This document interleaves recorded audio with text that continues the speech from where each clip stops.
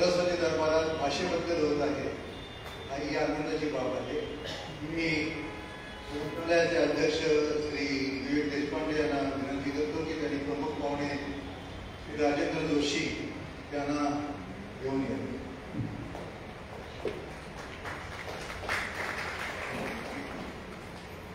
ग्रंथालयाच्या अध्यक्षा, ग्रंथालयाच्या ट्रस्टच्या अध्यक्षा डॉक्टर विद्या देवकर यांना विनंती करतो की त्यांनी इकडे यावे.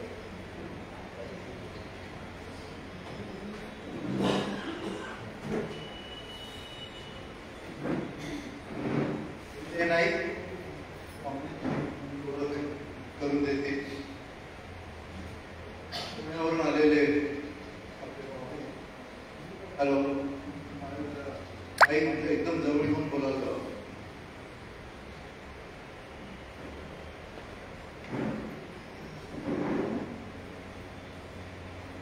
नमस्कार. उर्दू, फारसी आणि अरबी या भारतात प्रचलित असलेल्या तीन महत्त्वाच्या भाषा मुस्लिम जनसमूहाच्या भाषा म्हणून भारतातील बहुसंख्य हिंदू समाज ओळखतो.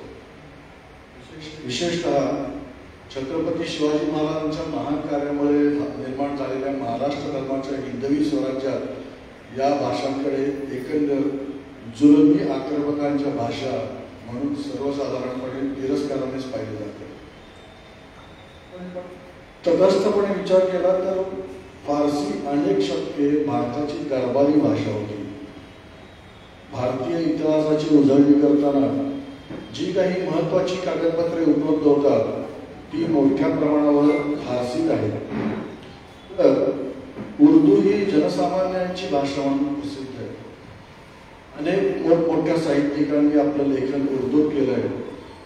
अनेकांना प्यार असलेला गझल हा काव्यप्रकार तर बहुतांशी उर्दूतच लिहिला गेला आहे. असे असले तरी एक महाराष्ट्रीयन उच्च शिक्षित ब्राह्मण आणि बहुराष्ट्रीय कंपनीत कार्यरत असलेला पॉलिमर इंजिनियर या भाषा स्वतःहून शिकतो आणि त्यातला तज्ज्ञ होतो हे पाहून अनेकांच्या भुवया आश्चर्याने उंचावतात. आजचे आपले वक्ते श्री राजेंद्र जोशी यांचा थोडक्यात परिचय करून देण्यासाठी मी इथं उभा आहे. जोशी सरांच्या आई संगीता जोशी या प्रख्यात कवयित्री, त्या मराठी भाषेतील पहिल्या मराठी स्त्री गझलकार म्हणून ओळखल्या जातात. गझल लेखन करताना त्या काव्य प्रकाराची उत्तम ओळख असावी म्हणून उर्दू शिकण्याची इच्छा त्यांनी व्यक्त केली होती. नगरपालिकेच्या शाळेतले एक शिक्षक सय्यद मोहम्मद सादिक यांनी त्यांना उर्दू शिकवायला सुरुवात केली आणि आईबरोबरच त्यावेळी शालेय शिक्षण घेत असलेले श्री राजेंद्र जोशी यांनी इयत्ता 9वी पासूनच ही मराठीपेक्षा उच्चारात्मक दृष्ट्या फारच वेगळी असलेली भाषा शिकायला सुरुवात केली. पुढे इंजिनिअरिंगची पदवी घेतल्यानंतर जोशी यांनी पुन्हा उर्दूकडे आणि फारसीकडे वळण घेतले. हे काही वर्षे दर रविवारी पुण्याहून मुंबईला प्रवास करून मुंबई विद्यापीठाच्या कलिना परिसरात फारसीचे डिप्लोमा वर्ग घेत असत. वयाच्या 50शीतच त्यांच्याकडे उर्दू आणि फारसी अशी दुहेरी MA ची पदवी आहे. दोन्ही भाषा मुस्लिम नसलेल्या विद्यार्थ्यांमध्ये प्रसारित करणं हे त्यांचं कार्य आहे. कारण अनेक जण चुकीने या भाषा फक्त मुस्लिमांच्याच आहेत असं मानतात. मध्ययुगीन काळात फारसी ही आमची दरबारी भाषा होती. आपली संस्कृती त्यात दडलेली आहे आणि ती जाणल्याशिवाय तिच्या सुंदर साहित्याचा आस्वाद घेता येत नाही असं जोशी सांगतात.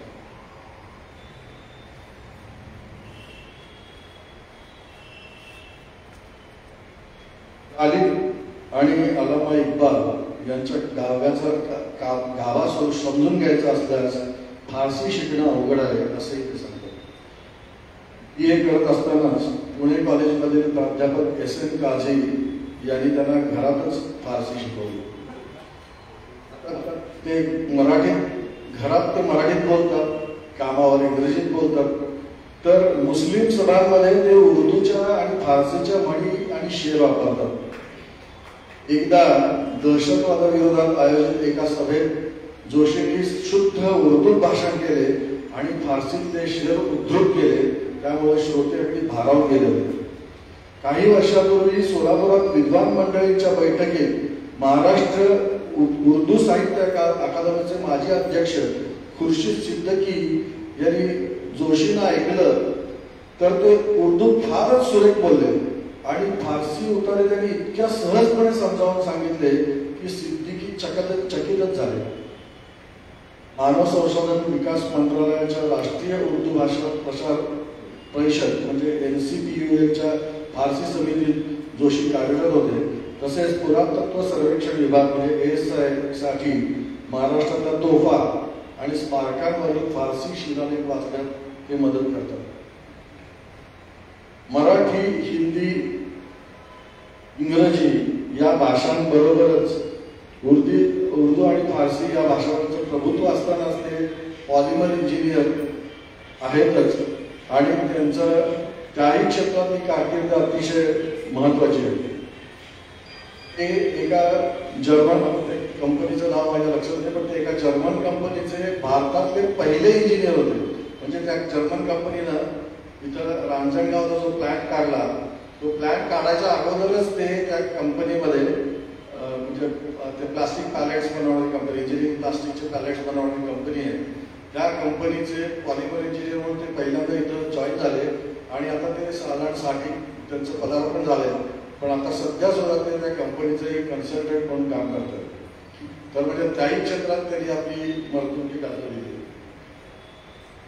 आणि भारत इतिहास संशोधक मंडळ पुणे येथे दशकभर फारसीचे अभ्यास वर्ग घेतले. सुप्रसिद्ध इतिहास संशोधक श्री गजानन भास्कर मेहेंदळे यांच्या मार्गदर्शनाखाली त्यांनी बऱ्याच फारसी दस्तऐवजांचं वाचन केलेलं आहे. राजस्थान स्टेट आर्काइव्ज लंडन येथील आर्काइव्ज आणि लंडन येथील रॉयल एशियाटिक सोसायटी आणि सीतामऊ येथील शोध संस्थेत त्यांनी हस्तलिखितांचं वाचन केलेलं आहे. महाराष्ट्र राज्याच्या उर्दू अकादमीच्या विशेष पुरस्काराने त्यांना सन्मानित केले गेले. आणि इथं आता सध्या ते एक दस्तऐवज जो फारसीमध्ये लिहिला गेला आहे, मला वाटतं औरंगजेबाचं फरमान. हे फरमान आपल्या इथल्या तेलंगणा स्टेट आर्काइव्जमध्ये उपलब्ध आहे. तर ते फरमान हे खरं आहे की खोटं आहे हे ठरवण्यासाठी, संशोधन करण्यासाठी ते इथं आले. तर ते म्हणजे आता ते काय काय काय करतात ते मी त्यांच्याशी बोलल्यानंतर मी खरंच थक्क होत जातो की ते एवढ्या प्रकारचं काम करतात. म्हणजे मी स्वतः तर फार इंटरेस्ट आहे. पण आता आपल्या गावात हैदराबादचा त्यांचा संबंध हा एक संशोधक म्हणून फारसा म्हणजे तसा स्टेट आर्काइव्जबद्दल पाशीच असला तरी खरं म्हणजे ते लहानपणापासून हैदराबादचे संबंधित आहेत. हा एक वेगळी ओळख तुमच्या तुम्हाला मी करून देतो. तुम्हाला कदाचित शैलजा समुद्र आणि चंद्रकांत समुद्र हे इथं चप्पल बाजारात राहत होते माहिती असते. चंद्रकांत समुद्र हे इथं मिलिटरीमध्ये आर्किटेक्ट म्हणून कामाला होते आणि ते आता रिटायर होऊन नंतर ते पुण्याला स्थायिक झाल्यानंतर पण जवळजवळ त्यांचं पूर्ण आयुष्य इथंच केलं. शैलजा समुद्र इथं आपल्या कन्याशाळेत शिक्षिका आणि नंतर प्राचार्य पण काही काळ होत्या. चंद्रकांत समुद्र आणि त्यांचे वडील यांचं फार जवळचं म्हणजे अगदी भावासारखं नातं आहे आणि ते लहानपणी बऱ्याच वेळेला इथं हैदराबादला चप्पल बाजाराच्या त्यांच्या घरात राहायला येत होते आणि ते त्यांना चंदू काका असंच ओळखतात. त्यामुळे त्यांचा तो संबंध हा वेगळी ओळख म्हणजे तो खरं म्हणजे त्यांच्या या फारसी भाषेच्या किंवा उर्दू भाषेच्या प्रावीण्याबद्दल नाही आहे, पण थोडी आपली जवळी आपल्या गावाशी त्यांची काय जवळी आहे दाखवायचा प्रयत्न. तर ही त्यांची थोडीशी मी ओळख देतो. अर्थात त्यांच्या बोलण्यातून त्यांची जास्त ओळख आपल्याला होईलच. तर याच्या पुढे सूत्रसंचालनासाठी मुलकर सरांना बोलवतो. दक्षिणतर्फे आपण पाहुण्याचा सत्कार करत आहोत.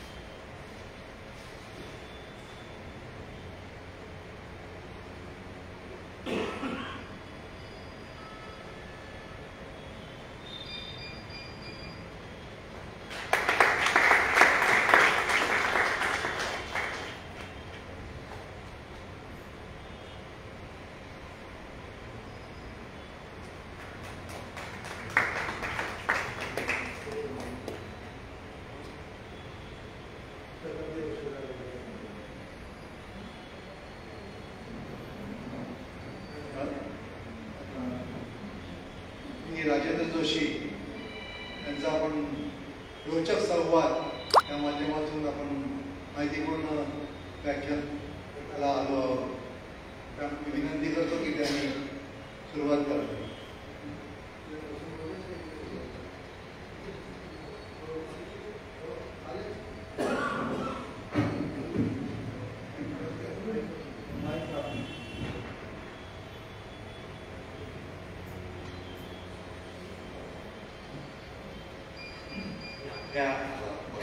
बसून कारण एक आहे की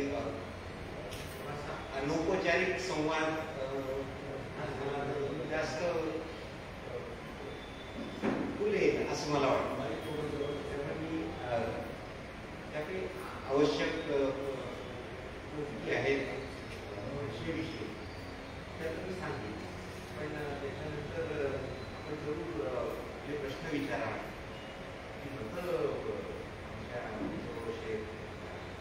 ते जास्त डायलॉग हा जास्त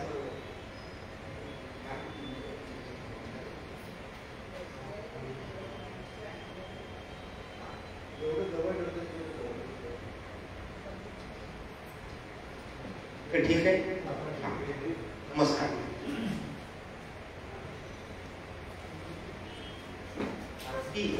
फारसी भाषा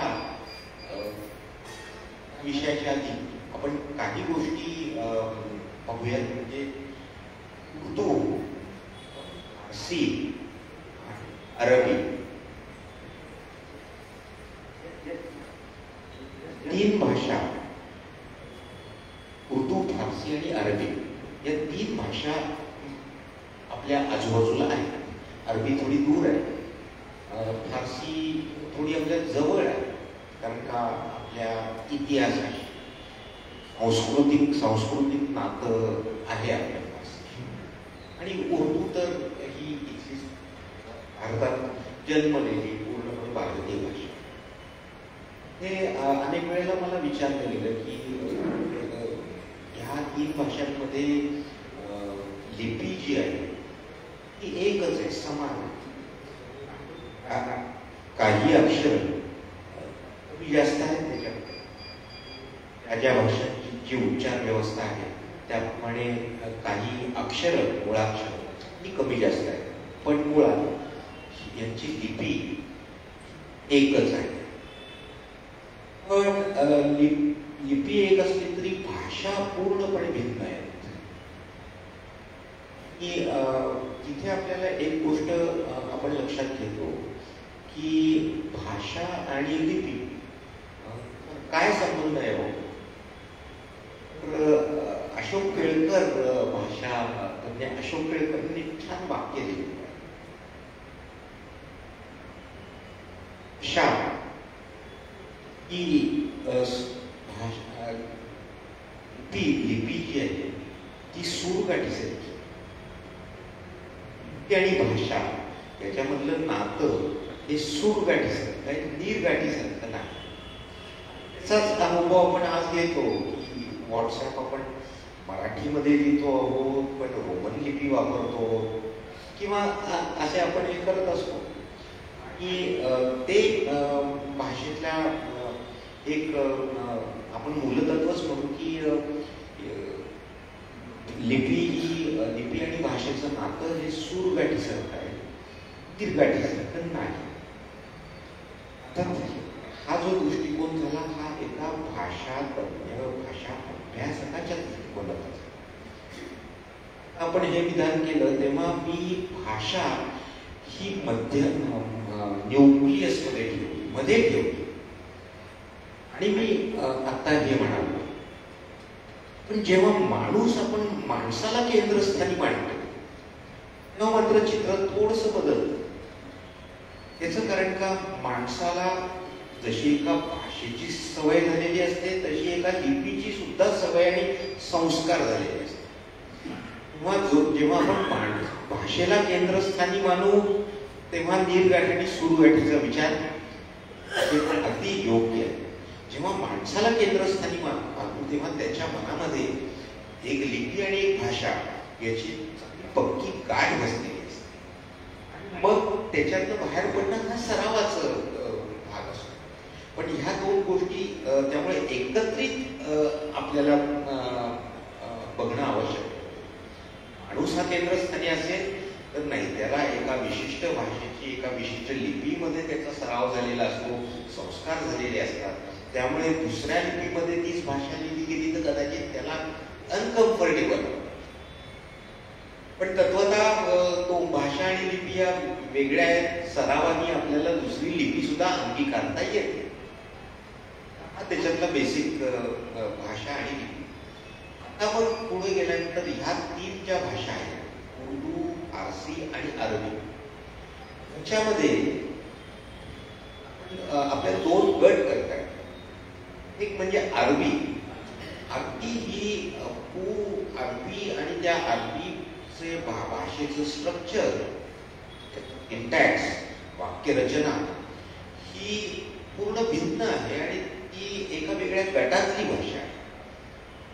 ही जे गट आहेत त्याला आपण सेमेटिक म्हणतोय. अरबी ही सेमेटिक भाषा आणि उर्दू आणि फारसी या इंडो आर्यन भाषा आहेत, आर्य भाषा आहेत. त्यामुळे उर्दू आणि फारसी हा एक गट झाला ज्या पूर्णपणे आर्य भाषा आहे, आणि अरबी हा वेगळा गट झाला की सेमेटिक भाषा आहे, त्याची वाक्यरचना सुद्धा वेगळी. अगदी महत्वाचा फरक आहे. मग त्यातून उर्दू आणि फारसी या पण पूर्ण भिन्न भाषा आहेत. जरी आर्य भाषा असतील तरी सुद्धा भिन्न भाषा आहे.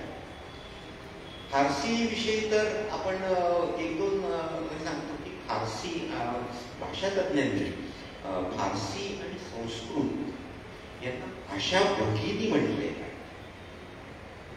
हो, आणि त्याचा एक आपल्याला पुरावा, की ठसठशीत पुरावा दिसतो तो म्हणजे इराणमध्ये बिस्तून नावाचे स्थळ ठिकाण, तिथे एक शिलालेख, त्याला बिस्तूनचा शिलालेख असंच म्हणतात.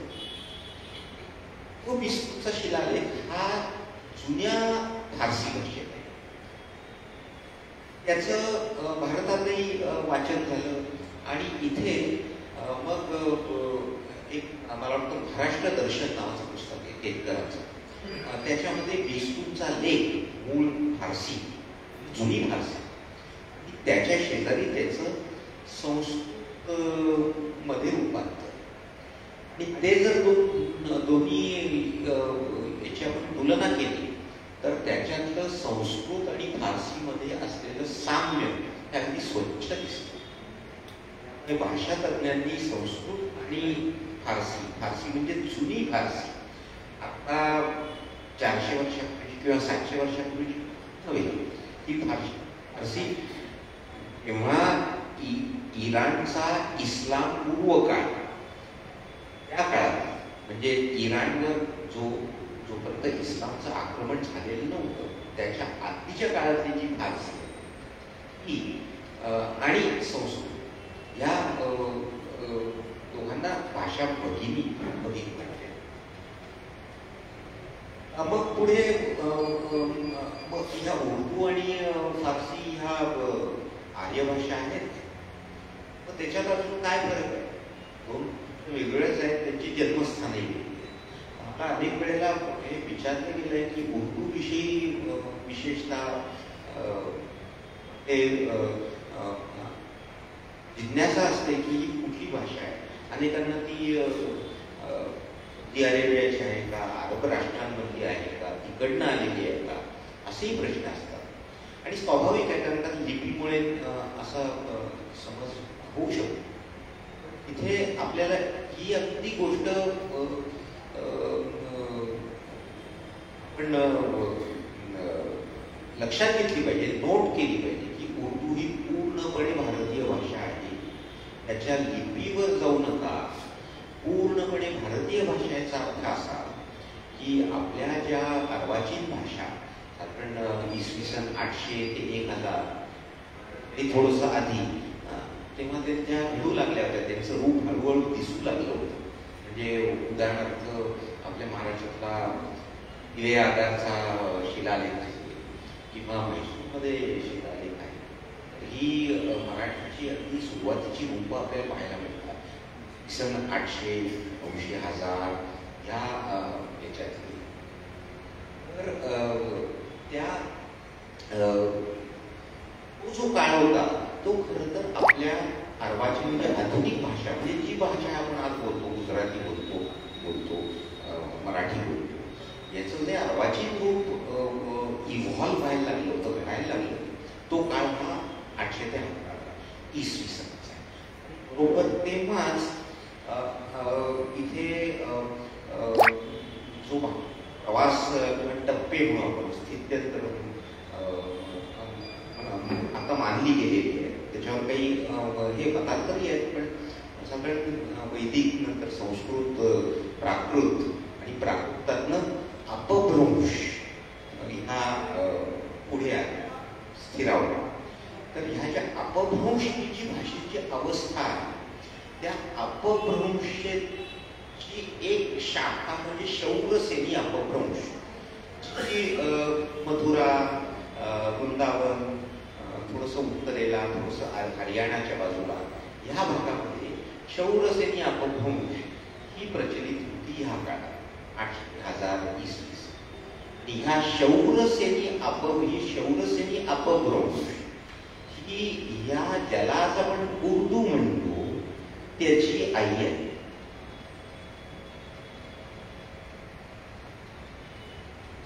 त्यामुळे ती शौरसेनी अपभ्रंशाच्याच पोटातनं जन्माला आली असं आपण थोडंसं for the sake of simplification, सुलभ करण्यासाठी. नाहीतर तसा तो त्याची आंतरिक देवाणघेवाण ही बरीच असते. त्यामुळे त्याच्यामध्ये क्लिष्टता म्हणजे खूप त्याला कंगोरे आहेत, लेयर्स आहेत. पण ढोबळमानाने म्हणायचं असेल, उर्दूचा जन्म ज्याला आपण आज उर्दू म्हणतो, हा जन्म हा शौरसेनी अपभ्रंशमध्ये, जी उत्तर हिंदुस्थानात मथुरा, वृंदावन, थोडा दिल्लीकडचा भाग, थोडा हरियाणाकडचा भाग, उत्तर प्रदेशचा भाग म्हणजे पश्चिम उत्तर प्रदेशचा भाग, ह्या इथली शौरसेनी अपभ्रंश. इथून त्या शौरसेनी अपभ्रंशचा एक पुढचा टप्पा जिला खडी बोली म्हणतात. खडी बोली जी आहे त्याच्यात त्याचं एक विकसित रूप ही उर्दू. त्यामुळे ही भाषा पहिली म्हणजे 100% भारतीय आहे. असं जेव्हा आपण म्हणतो तरी सुद्धा त्याला काहीतरी फरक जाणवतो, साम्य जाणवतं. आपल्याला बोललेलं कळतं, भले 4 शब्द त्याच्यात समजले नसतील, पण त्याचा गोषवारा तर कळतो. इतपत आपल्याला त्या भाषेचा परिचय आहे, जवळची भाषा आहे ती आपल्या. हिंदी आणि उर्दू ह्या 2 याच्यामध्ये मी नंतर येतो, पण तरी सुद्धा काही फरक जो आहे तो जो फरक आहे, जो आपल्याला जाणवतो, तो शब्दसंग्रहाचा, व्होकॅब्युलरीचा फरक आहे.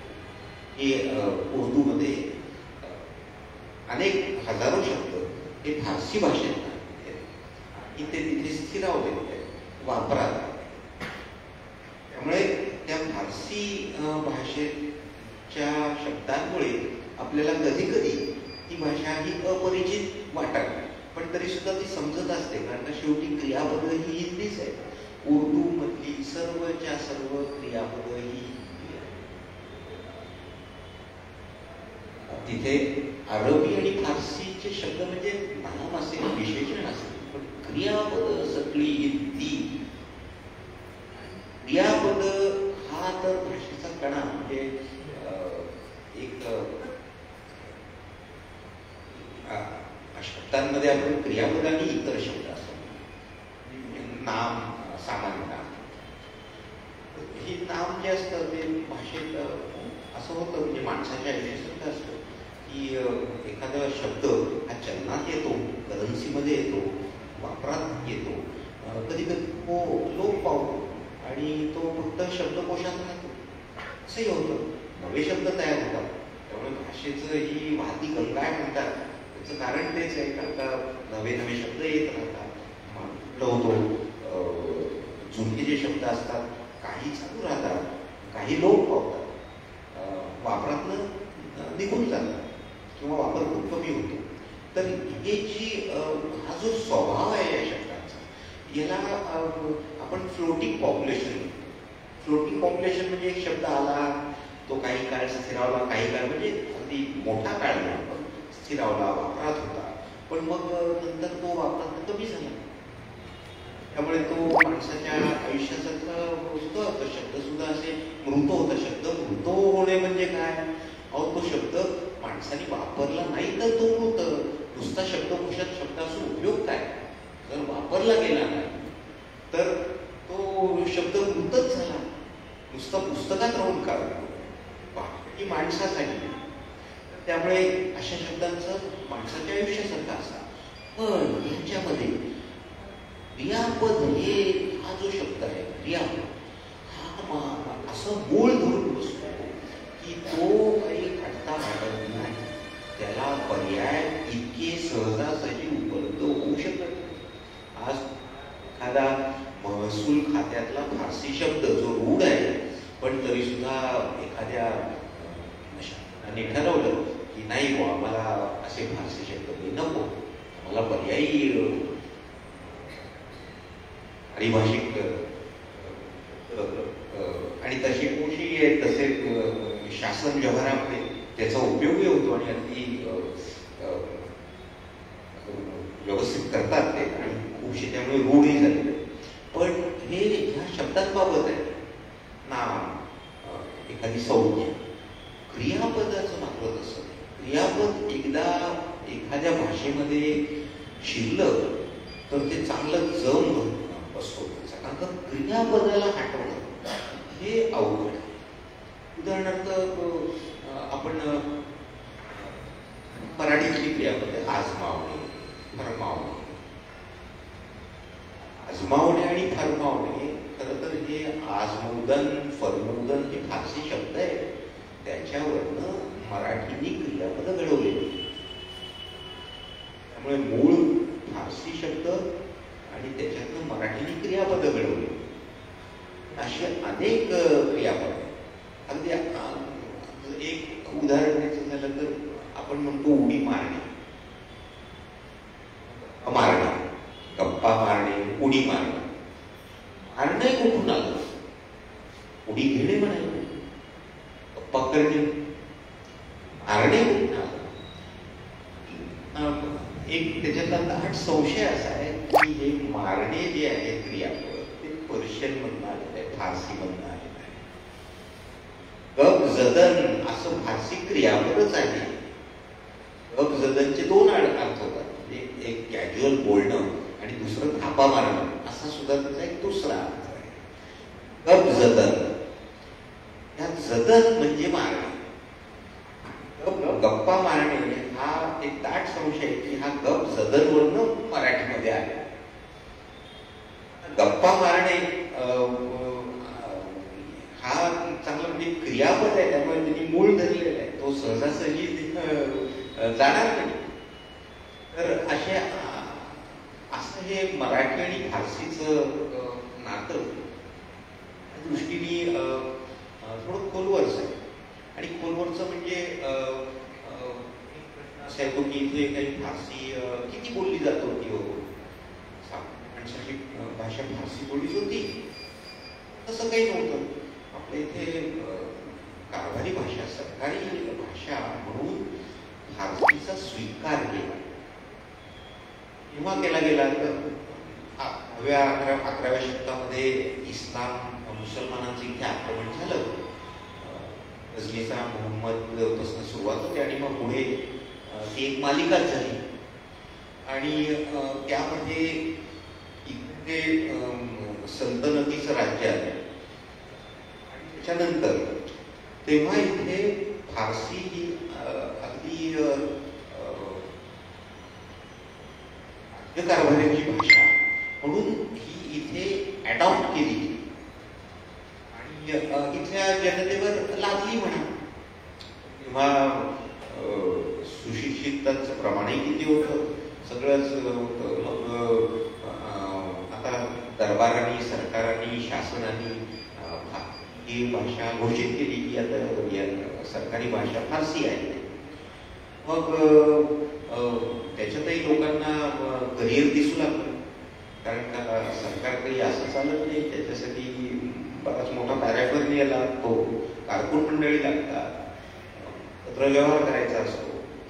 त्यामुळे मग इथल्या हिंदूंनी फारसी शिकायला सुरुवात केली आणि हे खूप पूर्वी घडलेलं आहे. ते अगदी 14व्या-15व्या शतकामध्ये त्याची सुरुवात झाली.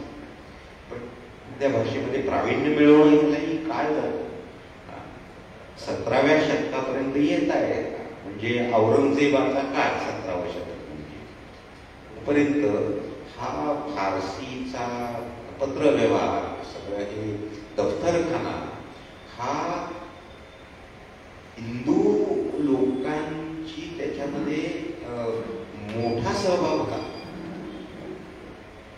फारसी पत्रव्यवहार करणे, मुन्शीगिरी आपण ज्याला म्हणतो, तर ह्या मुन्शीगिरीमध्ये हिंदूंनी खूप प्रगती केली. आणि मग हिंदूंमधले कुठले समाज होते ज्यांनी प्रगती केली याच्यामध्ये चांगली, त्यांना त्यामुळे सरकारी नोकऱ्या मिळाल्या. आणि मुघल काळात तेव्हा असं होतं की बाप जो नोकरी करायचा, पुढे मुलगा त्या पदावर लागायचा. त्यामुळे अशी एक प्रकारची घराणेशाही त्या एकंदरीत व्यवस्थेमध्ये आणि या मुन्शी लोकांमध्ये तयार झाली. त्यामुळे आजोबा मुन्शी, बाप मुन्शी, मुलगा मुन्शी, त्याचा पुढे मुन्शी, आणि ते अतिशय मानाचं आणि चांगलं उत्पन्न देण्याचा तो ते करिअर होतं.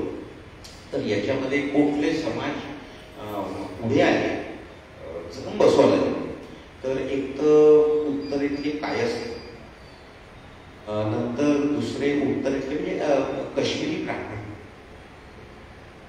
आणि काही प्रमाणात आपल्या दख्खनमधले आपण आडनाव पारसनीस आहे ना आडनाव, ते पारसनीस आडनाव म्हणजे त्याचं मूळ आहे फारसी नवीस.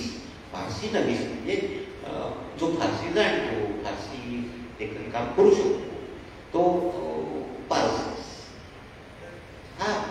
ही मंडळी होती ज्यांनी हे सगळं मुन्शीगिरीमध्ये स्वतःचं स्थान निर्माण केलं, जम बसलं. एवढंच नाही तर मग पुढे हिंदूंनी पर्शियन फारसी साहित्यात भरपूर काम केलं. म्हणजे आज फारसी मधली सगळ्यात प्रमाण आणि सगळ्यात कॉम्प्रिहेन्सिव्ह डिक्शनरी शब्दकोश कुठला असं विचाराल तर पहिल्या 2-3 शब्दकोशांमध्ये ज्याचा नंबर लागतो, पहिल्या 3 मध्येच लागेल, त्या शब्दकोशाचं नाव आहे बहार अजब. आणि त्याचा जो संकलक आहे तो आहे टेकचंद नावाचा माणूस आहे, की टेकचंद. आणि त्याची फारसी डिक्शनरी आज ही आण मानली जाते. आणि हे तर मी पर्शियन टू पर्शियन, हो पर्शियन टू पर्शियन, ती एक प्रमाण डिक्शनरी मानली जाते. आणि एक शब्दकोशाचं उदाहरण घेतलं, पण साहित्य बघ म्हणजे कविता बघा, अनेक फारसी कवी झालेले आहेत. एक त्याच्यातला अति सुप्रसिद्ध म्हणजे तो त्याच्या संदर्भात लोकांना माहिती असतो, चंद्रबान बरहमन, फारसी कवी, शहाजहान बादशाहच्या दरबारी चंद्रबान बरहमन, फारसीचा विद्वान, फारसीचा कवी. त्याची पुस्तकही उपलब्ध आहेत. तो एक नावाजलेला होता. आणि ह्याचबरोबर अनेक फारसी कवी झाले. तर इतर फारसी एक दुसरं एक फारसी साहित्य एक निर्माण झालं, ते म्हणजे एक गोष्ट आपली एस्टॅब्लिश झाली होती की मुन्शीगिरी हा चांगला फायद्याची नोकरी आहे. त्यामुळे त्याच्यातली कौशल्य शिकण्यासाठी हा मुन्शी लोकांनी पुस्तकं लिहिली. आणि त्याला इन्शा म्हणतात. इन्शा असा शब्द आहे.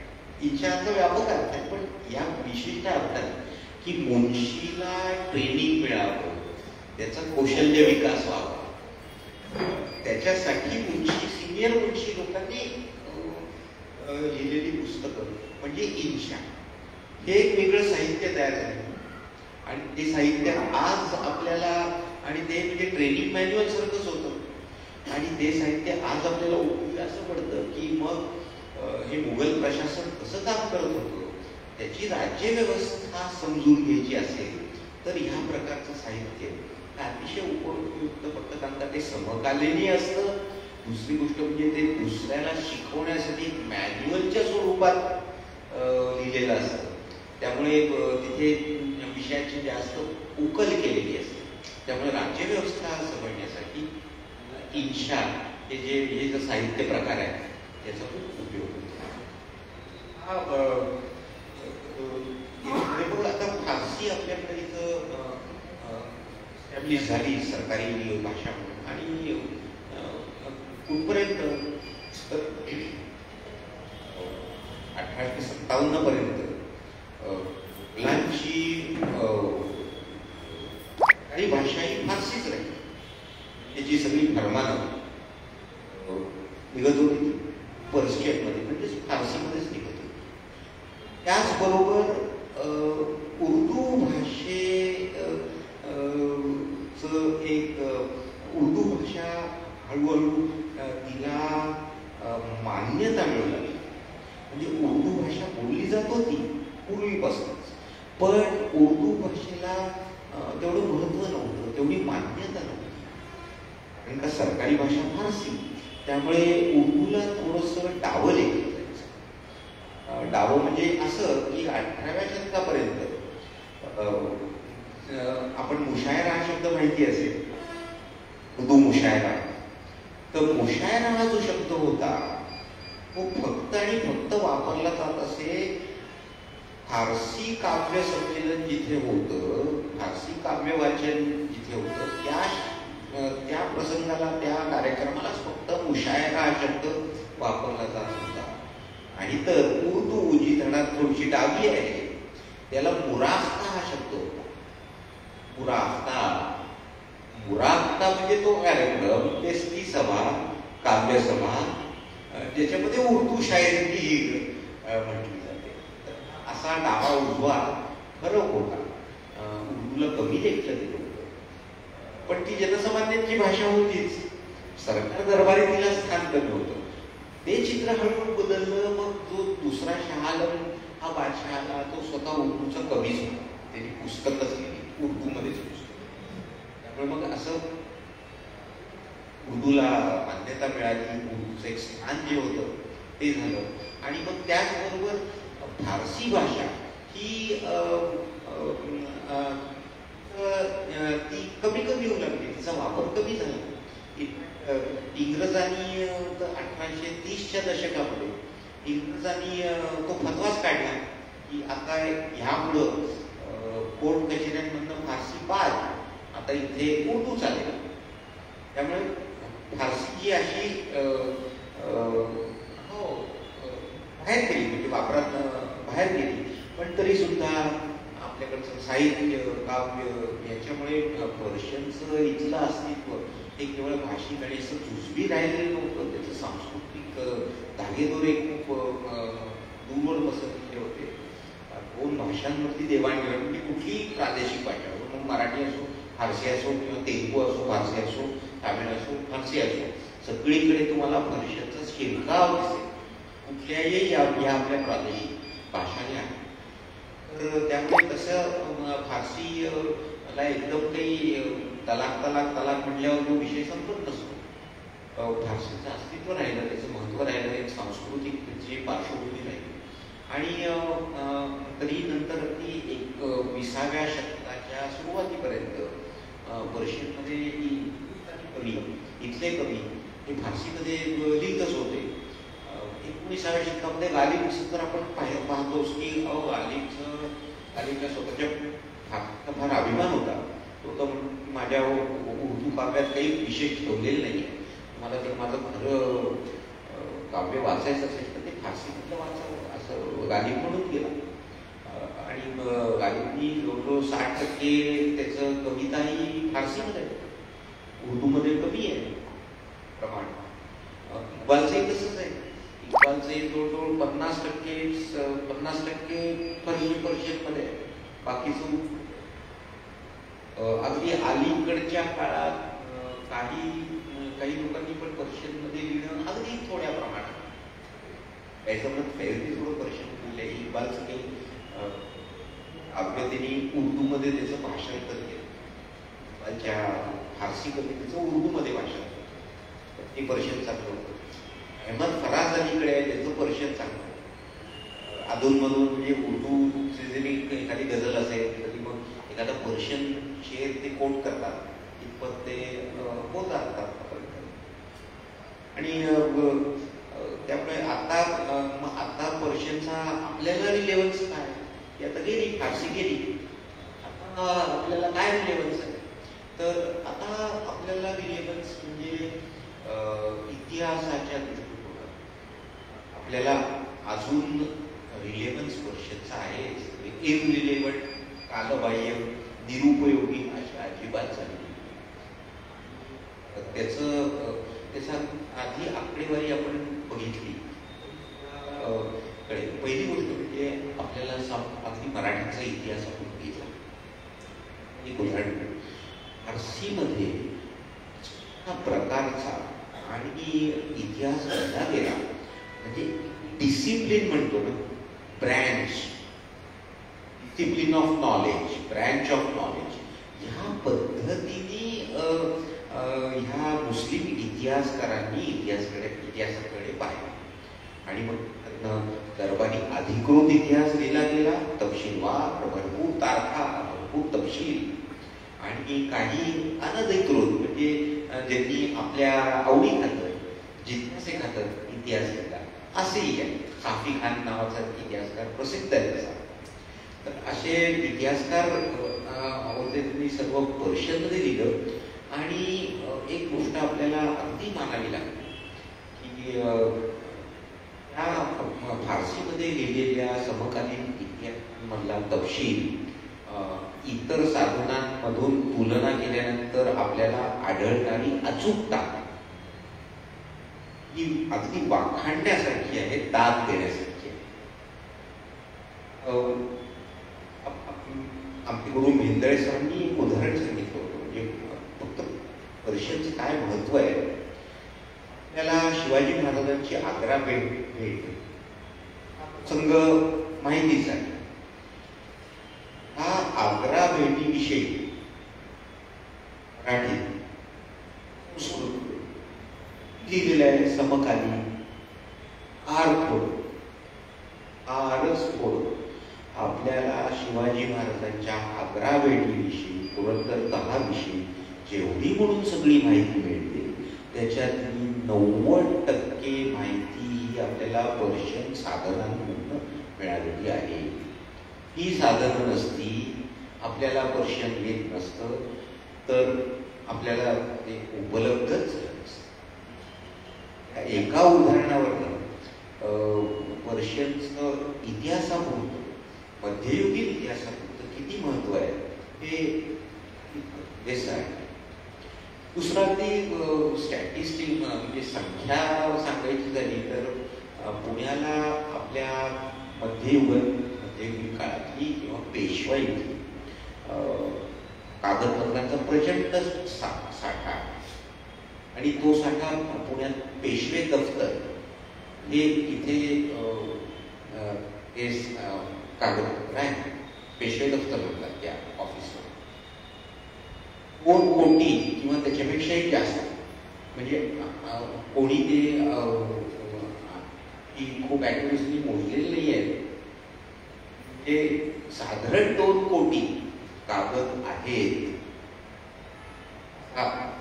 असा तज्ञांचा अंदाज आहे. जे वर्षानुवर्ष पेशवे दफ्तरात ते कागद पाहतायत आणि त्याच्यातलं किती आपण वाचलं, किती काम करायचं राहिलेलं आहे, अजून किती उपयुक्त माहिती मिळू शकते, हे ह्या कामाचं स्वरूप आणि त्याचा आवाका आपल्याला याच्यावरनं दिसतो. मी दुसरं एक उदाहरण सांगतो. आज मी तेलंगणा स्टेट आर्काइव्हच्या ऑफिसमध्ये होतो. काही फारसी कागदपत्र बघायची. तेलंगणा स्टेट आर्काइव्हचं एक वैशिष्ट्य असं की मुघल प्रशासनाची प्रशासन व्यवस्था ही तुम्हाला तळागाळात समजा समजून घ्यायची असेल तर तेलंगणा स्टेट आर्काइव्हमध्ये असलेली अंदाजे 1.5 लाख डॉक्युमेंट्स मुघल शासन प्रणाली राज्य व्यवस्था कशी चालत होती ऍट द ग्रासरूट लेवल अशा म्हणजे अगदी चिठ्ठ्या चपाट्या असे कागद आहेत. त्यामुळे तो इनफॅक्ट आजच मी होतो आमचं तेच बोलतो की त्याला जगभरातल्या म्युझियम्स आर्काइव्ह क्लास 1 डॉक्युमेंट बघायला मिळतात. क्लास 1 म्हणजे कुठली फरमान आहे, बादशाचं फरमान हे क्लास 1 डॉक्युमेंट आहे. अशा स्वरूपाचे क्लास 1 डॉक्युमेंट्स हे म्युझियम मध्ये लावलेली असतात. महत्वाची तर आहे, दिसायलाही छान दिसतात. पण प्रशासन व्यवस्था समजा समजून घ्यायची असेल तर तुम्हाला क्लास 2, क्लास 3, क्लास 4 लेवलवरची सुद्धा डॉक्युमेंट्स अभ्यासावी लागतात. तो जो सगळा साठा आहे तो आपल्या तेलंगणा स्टेट आर्काइव्हमध्ये जगात दुसरीकडे कुठेही नाही. आणि तो सुद्धा फार गंमतशीर किस्सा आहे की हे एवढं फक्त एकाच संस्थेकडे कसं आलं. जगात इतरही पाहिजे होतं, काही ट्रेसेस तरी पाहिजे होते, पण तसं झालं नाही. त्याचा किस्सा असा की स्वातंत्र्यपूर्व काळात निजाम काळात इथला जो इंग्रज कमिशनर होता तो इन्स्पेक्शनसाठी औरंगाबादला गेला. औरंगाबादला तिथला जो कोट आहे त्याच्यामध्ये एक कोटातला आतला भाग जो आहे त्याला अरग असं म्हणतात. अरग जो भाग आहे तिथे त्याला दिसलं की कसे मुली दादर त्याचं बंद आहे. तेव्हा त्यांनी चौकशी केली, काय येते नाही बंद आहे अनेक वर्ष. म्हणजे तिथल्याही लोकांना कल्पना नव्हती काय आतमध्ये बंदच होतं. कोणी उघडलं म्हणजे उघडा पाहिलं कागदपत्र त्याच्या दृष्टीस पडली, चटकन लक्षात आलं की हे काहीतरी महत्वाचं आहे. आणि मग आतडीने सगळी कागदपत्र तिकडनं हलवली आणि हैदराबादला आली. हैदराबादला ती आधी ते मला ठिकाण माहित नाही की कुठे आली, पण दफ्तरे दिवाणी असं त्याला म्हणतात. दफ्तरे दिवाणी असं त्याचं नाव पडलं.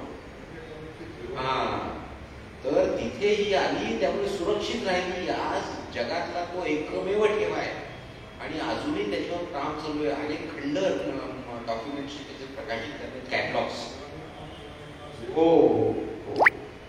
हा दफ्तरे दिवाणी अतिशय मौल्यवान ठेवा आहे आणि तो जगात एकमेव ठिकाणी आहे. बाकी ठिकाणी ही डॉक्युमेंट्स आहेत ना काही अशी अपघाताने सापडलेली आणि एकदम पाड मिळालं असं. आणि मग ती एकदम सुरक्षितही झाली इंग्रजाच्या देखरेखीखाली. तर हे तिथे म्हणजे जसं पेशे दफ्तरात जसं काम चालू आहे तसं इकडे काम चालू आहे. आणि त्यामुळे पर्शियनची ह्या कामासाठी तरी आवश्यकता राहीलच.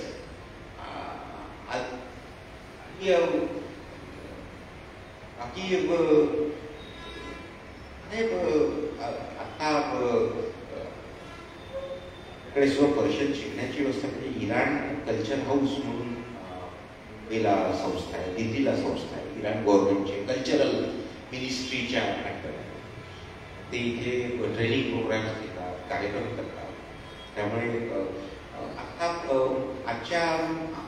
आज मितीला पर्शियनचं अस्तित्व काही फार नाही. इनफॅक्ट आता जेवढे फारसीच्या अभ्यासात गरज आहे तेवढे उपलब्ध नाही आहेत. हे तयार करणं हे सध्याचा उपक्रम चालू आहे. भारत इतिहास संशोधन मंडळ आहे. गजानन भास्कर विंदळे इतिहासकार, शिवचरित्रकार यांच्या प्रेरणेने भारत इतिहास संशोधन मंडळाने फारसीचे वर्ग सुरू केले 2010-11च्या सुमारास. आधी सुरू झाले होते अनौपचारिक रित्या 2007 मध्ये. त्यामुळे आज अगदी अलिफबेपासून सुरू करून आता फारसी कागदपत्र हस्तलिखित वाचणे इथपर्यंत प्रावीण्य मिळवलेले 5-6 लोक आज उपलब्ध आहेत. आणि हे फार समाधानाची बाब आहे. 5-6 ही सुद्धा समाधानाची बाब आहे, कारण अलिफबेपासून सुरुवात करून हस्तलिखित वाचणं हा जरा थोडासा लांबचा आहे. आज ती उपलब्ध आहेत आणि सतत तोच प्रयत्न चालू आहे, कारण हे एका पिढीने दुसऱ्या पिढीकडे देण्यासारखं असतं. आणि मध्ये एक काळ असा होता पुण्यामध्ये सुद्धा की पर्शियनचे अभ्यासकच नव्हते. एक गजानन भास्कर मेहतळे हा एक अगदी तत्व होता, एक कुलकर्णी होते, ही सिनियर वयोमानाने होऊ शकत नव्हते. एकमेव गजानन भास्कर मेहतळे हा एक कामी तंबू त्यांनी लढवला. आणि केवळ ही स्किल सेट जे आहे, कौशल्य जाऊन नाही तो नये, त्यासाठी मग त्यांची जी कळकळ होती ती कळकळ ह्या फारसी वर्गापाठ मागे आहे. आणि अगदी हेच आता फार हबीब प्रसिद्ध इतिहासकार त्यांची आता मी मुलाखत पाहिली आणि त्यांनी सुद्धा हीच खंत व्यक्त केली. इनफॅक्ट त्यांनी तर पुढे जाऊन सांगितलं की आता हे शिक असतात ही लिपीची running hand, Persian running hand आपण शिकस्ता म्हणून त्याला रस्ता वाचणारे डझनभर सुद्धा नाहीत अशी त्यांनी खंत व्यक्त केली. थोडी अतिशयोक्तीचा भाग सोडून देऊ, पण खंत मात्र ती शेअर्ड तो एक कॉमन कन्सर्न आहे सर्व अभ्यासकांचा. फारसी वाचणारे, शिकस्त वाचणारी लोक ती आवश्यक आहे तेवढी नाही आहे. आणि मग इथं पुढे प्रश्न असा पडतो की आता तुम्ही पर्शियनमध्ये करिअर करायचं ठरवलं तर तुमच्या उदरनिर्वाहाचं सुद्धा साधन व्यवस्थित पाहिजे ना. तुम्ही you should be skill supportive. बरं, सगळ्यांनाच काही एम ए पर्शियन होतील लोक, पण सगळ्यांना कुठे लेक्चररशिप किंवा कुठे अकॅडमिक्समध्ये मिळतील का नोकऱ्या, तर ते मी काही सांगू शकत नाही. पण तरी सुद्धा ॲज अ डेव्हिल्स ॲडव्होकेट मी म्हणेन की अशा गोष्टींमध्ये मी जे स्वतः केलं ते एका दृष्टीने झालं की मी माझं करिअर केलं इंजिनिअरिंगमध्ये. त्यामुळे माझा पर्शियन किंवा उर्दू हा उत्पन्नाचा, उदरनिर्वाहाचा साधन राहण्याचं काही कारणच उरलं नाही. त्यामुळे मी जे काही पर्शियन उर्दू मध्ये अभ्यास करतो तो मी माझ्या पायावर उभं राहून करतो. वांत सुख आहे आणि त्याच्यावर माझं करिअर अवलंबून आहे. किंवा अकॅडमिक्स आणि मला लेक्चररशिप मिळेल, नंतर मग मला मग नाही म्हटलं तरी आवडो न आवडो PhD करावं लागेल, त्याची ग्रेड वाढते, प्रमोशन मिळतं. बऱ्याचशा आपली PhD अशाच होत आहेत, कारण का ती एक आहे तुम्ही एका स्तरावर पुढे जाऊ शकत नाही. त्यामुळे आपल्याकडे वर्षभरात आपण साधा आढावा घेऊ शकता की एका वर्षात एका युनिव्हर्सिटीमध्ये किती PhD झाल्या आणि त्याचं पुस्तक रूपात किती आल्या बरोबर एक आढावा घेऊन बघा. आणि परिस्थिती ही फार उत्साहवर्धक नाही आहे, पण तिथे मग मी तर म्हणेन की आपलं करिअर करावं. त्याबरोबर म्हणजे दिस ऑर धिस असं अनेक वेळेला उत्तर नसतं, धिस अँड दॅट. त्यामुळे दोन्ही करावं. आणि म्हणजे तर करिअर चांगलं झालं नाही किंवा थोड्या वेकन्सीसच नव्हत्या, यांनी जर निराशा येऊ नये माणसाला. जे काय आर्थिक बळ लागतं ते लागतंच, आपण पैशाचं सोंग आणू शकत नाही. त्यामुळे आर्थिक बळ स्वतःला देऊन त्याबरोबरच आपल्याला कुठलाही विषय असेल तो परस्यू केलं तर सध्याच्या परिस्थितीत ते जास्त बरं पडेल असं मला वाटतं. मी आता इथे थांबतो आणि जर काही प्रश्न असतील तर अवश्य विचारा. मी जास्त वेळ घेतला ना, झालं वेळ झाला.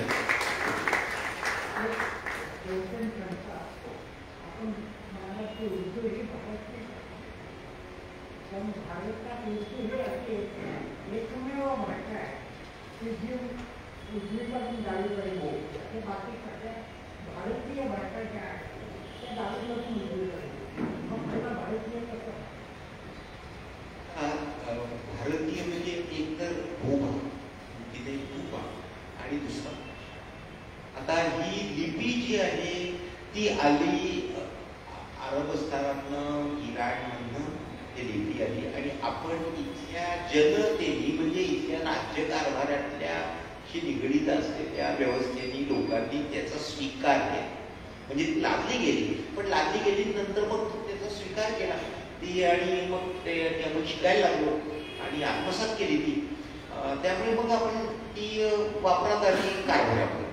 त्यामुळे इथे ती भारतीय आहे किंवा नाही हा प्रश्न कसा दुय्यमच ठरतो, कारण का एवी देवीच ती अरबस्तानातनं, इराणमधनं आलेली आहे आणि ती आपण फक्त इथे आत्मसात केली. त्यामुळं ती जरी भारतीय नसली तरी आपण आत्मसात केलेली आहे, चालवली, आपण त्याच्यात भर टाकली. तर अशी ती परिस्थिती आहे. निजामाच्या काळामध्ये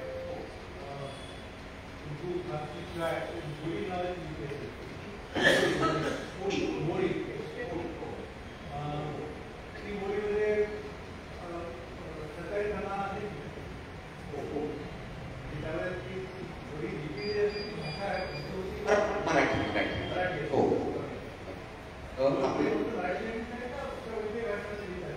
मोडी ही मराठीसाठीच आहे. बाकीच्या यांना सुद्धा लिप्या इतर आहेत. एक लिपी आहे कायथी. कायस्थ मुन्शी मंडळी ते कायथी लिपीत आहे. त्यामुळे अशी एक लिपी आहे.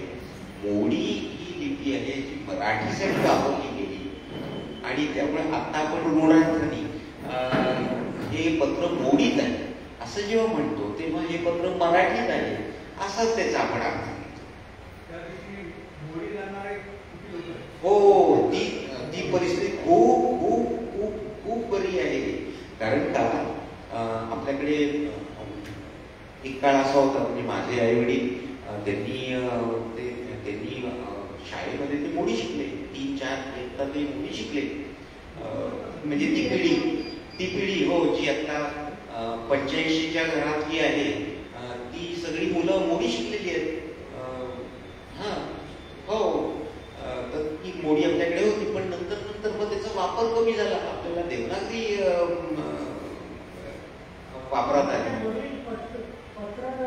हो, पत्रव्यवहार, हिशोबाच्या डायऱ्या मोडीत असत ते असत.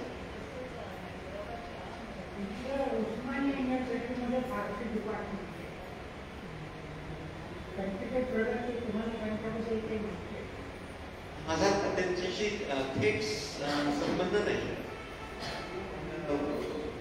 प्रोफेसर्स परिचय आहेत, पण मला तसा काही अपडेट नाही की सध्या उस्मानिया मधल्या फारसी विभागामध्ये काय काम चालू आहे. मला असं वाटतं की पर्शियन डिपार्टमेंट चांगलं कार्यरत असं माझा एक समज आहे. माझे 2 प्रश्न आहेत. गप्पा मारणे हे क्रियापद, गप्पा मारणे हा क्रियापद आहे, पण मारणे शब्द मारण्याच्या मारलं जातं. मारणे तो त्याच्या उडी मारणे, गप्पा मारणे. हो, म्हणजे आपण फिजिकली मारलं का, म्हणजे गप्पा मारणे, इथे मारणे ही क्रिया ही आपण शब्दशः घेतली नाही, म्हणजेच त्या क्रियापदाचे दुसरे अर्थाचे हो वेळ मारतात. आणि तीच तर भाषेमधली गंमत आहे की दुसऱ्या भाषेमध्ये शब्द घ्यायचे त्यांना आपले नव्हे, मराठीचे नवे शब्द तयार झाले, आणि जो शब्द फारसीत अरबीत नाही, पण तिथला अरबीचा तुकडा फारसीचा तुकडा घेऊन मराठीत शब्द तयार होतो. असे शेकडो शब्द आहेत. त्याच्यासाठी एक चांगला तुम्हाला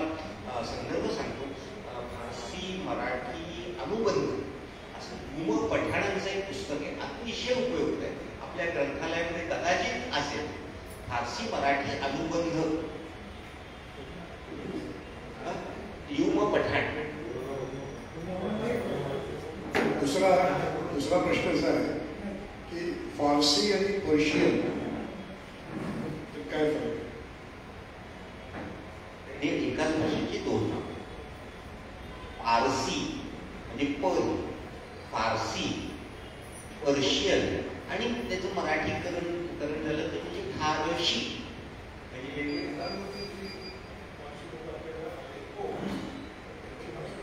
त्यांची भाषा ओल्ड पर्शियन. Old Persian. हो, अवेस्ता त्याच्यामध्ये आहे ती.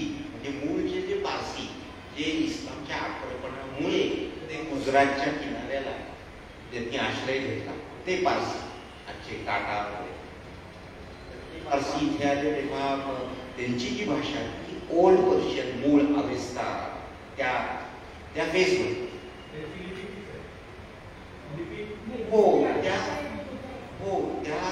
त्याची सुद्धा लिपी पहिल्यांदा वेगळी होती. म्हणजे जी आता 2500 वर्षांपूर्वी जे पर्शियनचे शिलालेख सापडलेले आहेत त्याला इंग्रजीमध्ये क्युनिफॉर्म स्क्रिप्ट, वेळे जे असतात ना त्यांसारखी ती आहे.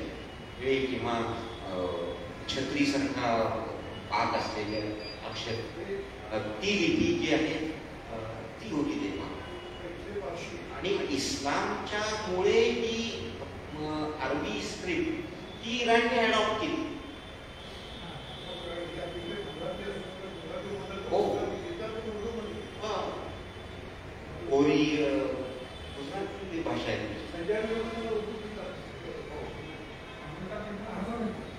आपण मुंशीगिरीचा उल्लेख केला.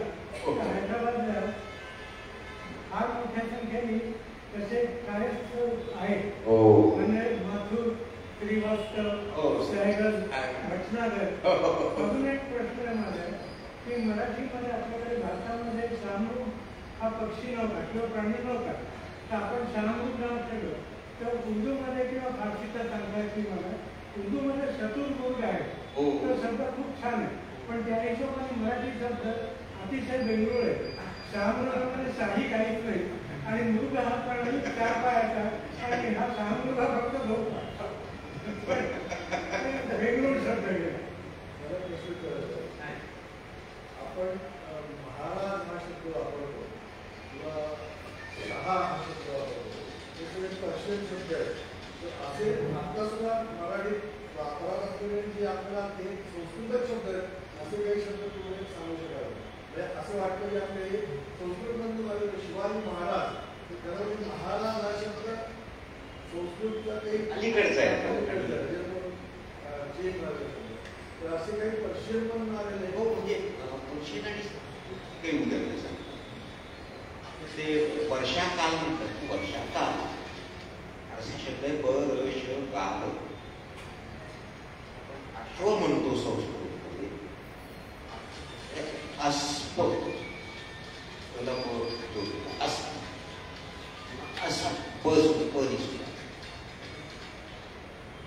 इकडो शब्द आहे. तो बिस्तूंचा लेखाचा जो मी उल्लेख केला जरूर संदर्भ पाहावा. त्याच्यात तो फारसीतला उतारा, जुन्या फारसीतला आणि संस्कृत उतार तांब्या त्याच्यात.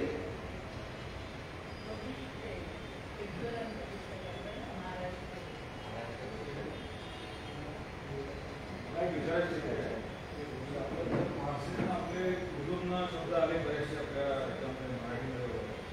तसं त्या काळी म्हणजे तुम्ही म्हणताय 1400-1500 आधी आपण संस्कृत आहे भाषा केली, तर तिथलं आपलं संस्कृत प्रभावाचा पडला नाही. एक वर्ड पण तिथे गेला नाही असं म्हणजे आपणच रूल केलं. जवळजवळ इराणपर्यंत रूल केलेलं आहे. हो, अफगाणिस्तान नक्कीच केलं. त्याचा काही प्रभाव तिथे पडला नाही. संस्कृतचा माहिती नाही, पण प्राकृतातलं म्हणजे आजोबाच्या काळातली प्राकृत आहे, त्याची शिकायला उपलब्ध आहे. दुसरं आणि लिपी लिहिण्याची दिशा आपला एक होता. आपल्याकडे खरोष्टी नावाची लिपी होती.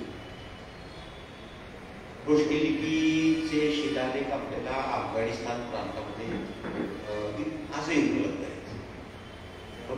संशोधन ही खरोष्टी लिपी जी होती ती उजवीकडनं डावीकडे लिहिली जात असते.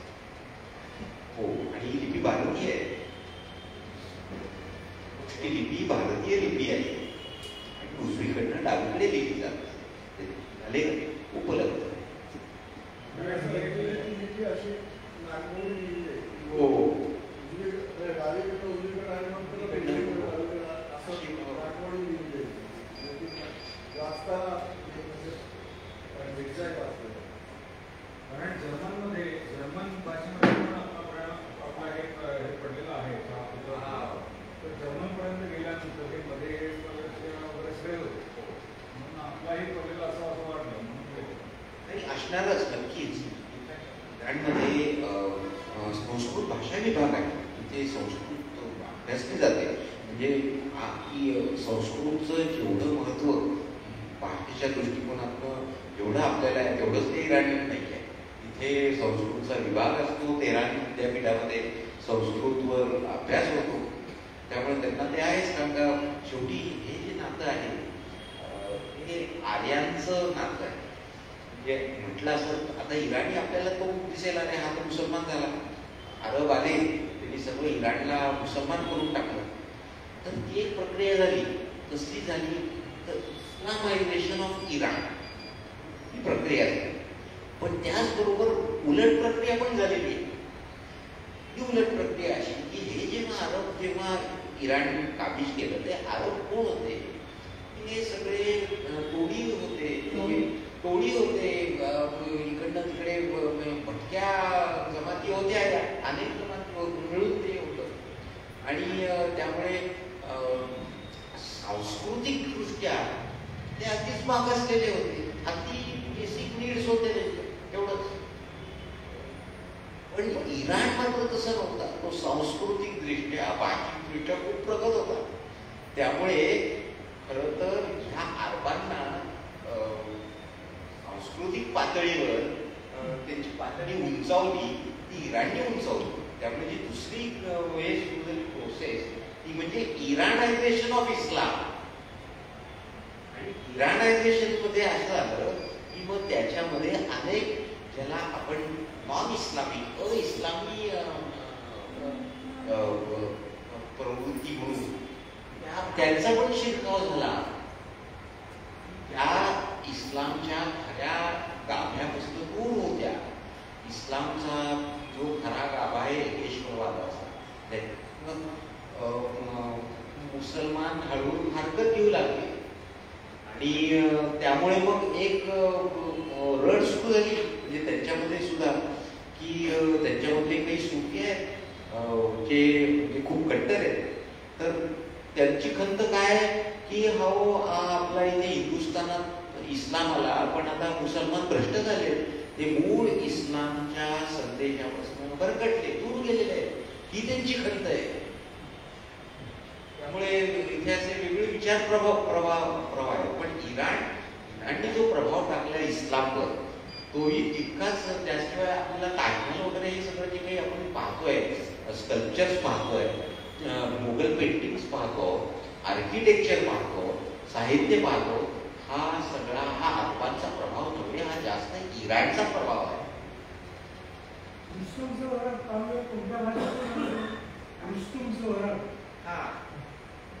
फारसी म्हणतात.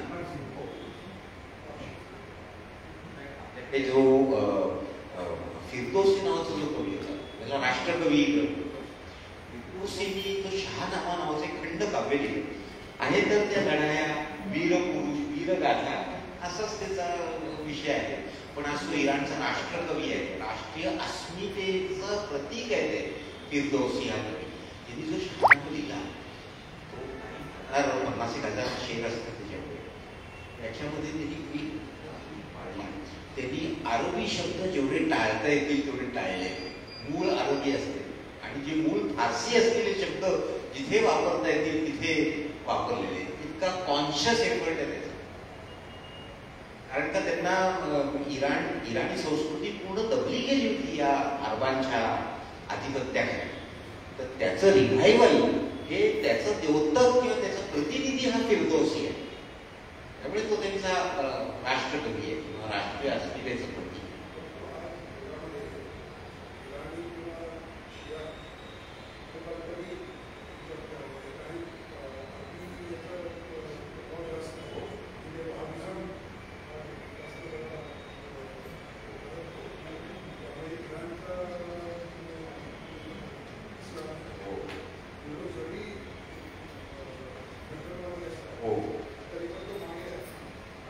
परिस्थिती तीच आहे की कट्टरतावाद वाढतोय आणि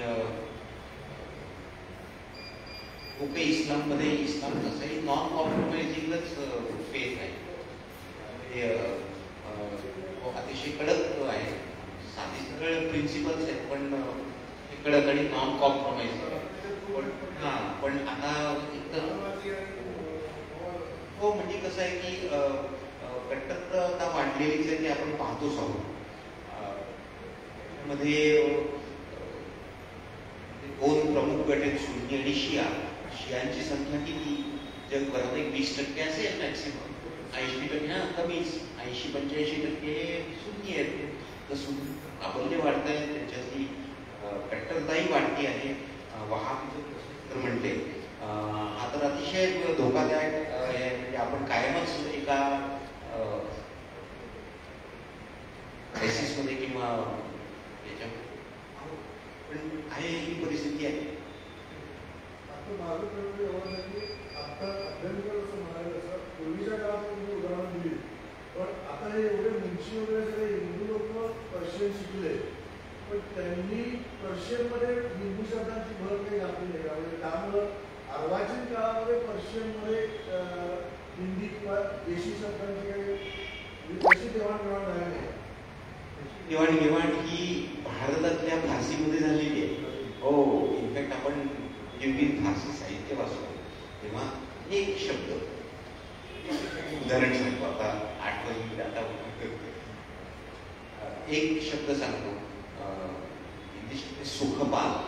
सुखपालचा अर्थ शब्द आहे पाल. पालखीला म्हणतात सुखपाल. वीणा, पालखी, सुखपाल हा शब्द तो पर्शियनमध्ये वापरतो. अनेक इतर देशीय शब्द हे फारसीमध्ये वापरलेले आणि ते त्याची गरज आहे का प्रत्येक शब्दाला पर्शियन करस्पॉन्डिंग मिळेलच असं नाही, नेमकेपणाने मिळेलच असं, त्यामुळे वापरले.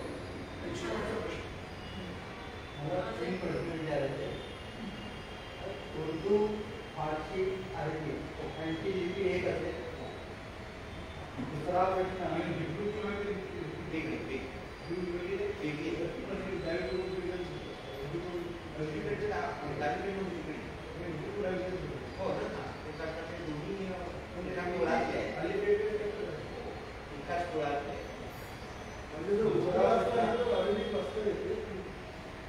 मुस्लिमांचा जो कुराण ग्रंथ आहे तो कोणता, कुठल्या भाषेत आणि कुठल्या लिपीत आहे?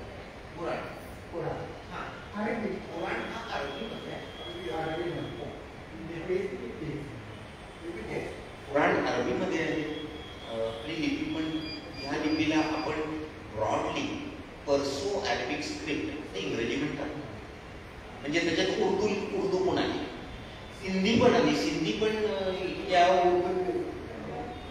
सिंधमध्ये, पाकिस्तानात सिंधमध्ये सिंधी भाषा ही या उर्दू लिपीमध्ये लिहिली जाते. पंजाबी सुद्धा तिथले पाकिस्तानी पंजाबी हे उर्दूमध्ये लिहितात, आपल्याकडे गुरुमुखीमध्ये लिहितात.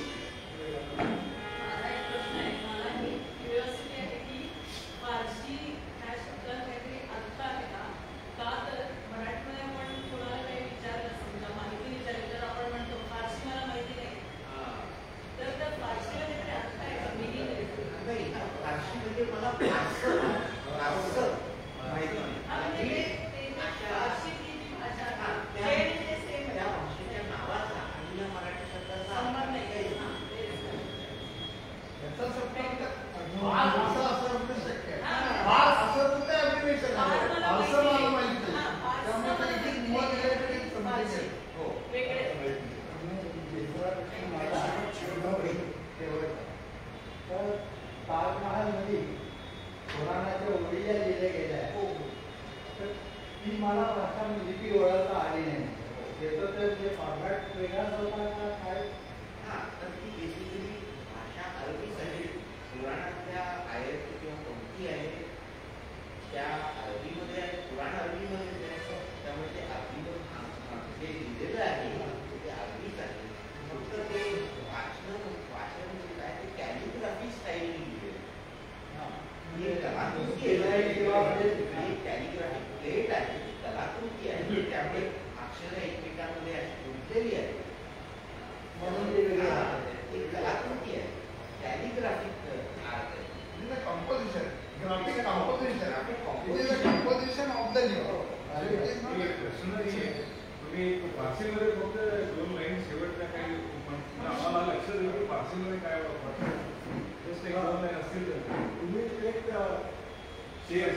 संगीता नेरुळकरला एक तुम्ही फारसी गझल सांगितली, ती जर तुम्ही तुमचं लक्ष नसेल तर तुम्ही जरा माझ्या लक्षात तर ते त्याला खूप वर्ष झाली.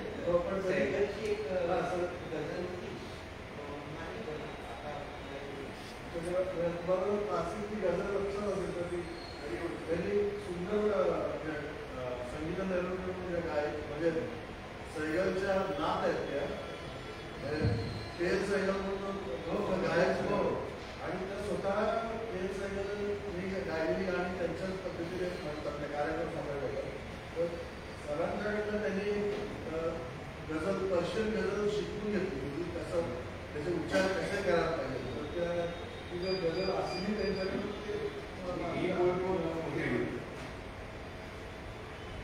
एक आपल्या हैदराबादचीच एक आठवण सांगतो. हैदराबादमध्ये देवी नावात एक हिंदू कवी होता. हैदराबाद उर्दू दखनी कवी होता. त्यांनी स्वतःच टोपण नाव नाही, त्याचं स्वतःचं टोपण नाव शिवा असं ठेवलं होतं. हो, शिवा, शिवाजी महाराज. म्हणजे तो किती प्रभावित होता त्या काळातली लोक सुद्धा. इकडचा हैदराबादचा होता, त्यांनी स्वतःचा दखल हो 18वं शतक, 17वं-18वं शतक तसं आहे काय. आणि इथे म्हणून की हैदराबादमध्ये शियांची एक चांगला एक प्रभाव आहे. आपल्या इथल्या हिंदू कवींनी सुद्धा इमाम हुसैनवर कविता केलेल्या आहेत. त्याच्यात ते जस्ट एक वाचून संपवतो. एक हिंदू शायर आहे हा, त्यांनी इमाम हुसैनवर फारसीमध्ये लिहिलेले आहेत.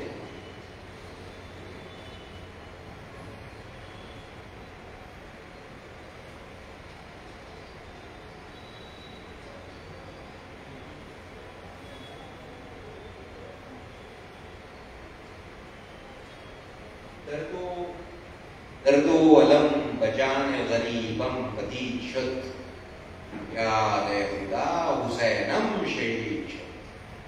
दर्दो अलम म्हणजे दुःख माझ्या मनामध्ये दाटून आलेलं आहे का, ते इमाम हुसैन शहीद याचे कवी आहेत.